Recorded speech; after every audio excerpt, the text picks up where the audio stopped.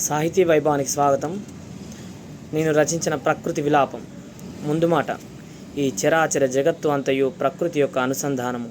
గాలి, నీరు, నిప్పు, ఆకాశం, భూమి వీటి యొక్క కలిమి లేకుంటే ప్రపంచము జనించలేదు.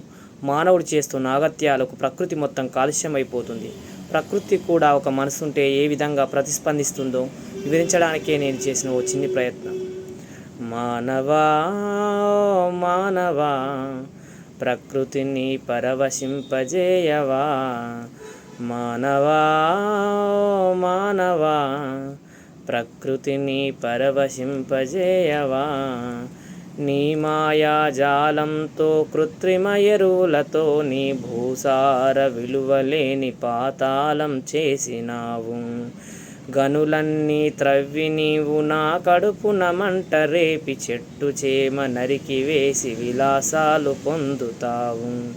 నీటిని నాశం చేసి జీవరాశి చంపినావు. ఆకాశ గగనంలో అరాచకం చేసినావు. మానవా ఓ మానవా, ప్రకృతిని పరవశింపజేయవా. మానవా ఓ మానవా, ప్రకృతిని పరవశింపజేయవా. మానవుడే మారాలి ప్రకృతి దేవుని గదలిచి, ప్రతి చోట హరితవనం ప్రతిరోజు చేయాలి. ప్రతి ఒక్కరూ ప్రతిదినము తనకు తాను నడవాలి. ప్రజలలోని హరిత చైతన్యం తేవాలి.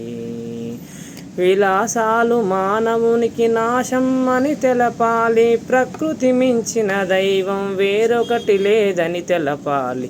మారినా నేను మారినా, ప్రకృతిని రక్షింపగా మార్చిన.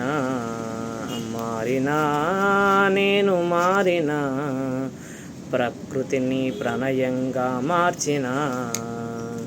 మీకు నచ్చినట్టయితే లైక్ చేయండి, షేర్ చేయండి, సబ్స్క్రైబ్ చేయండి. నమస్కారం.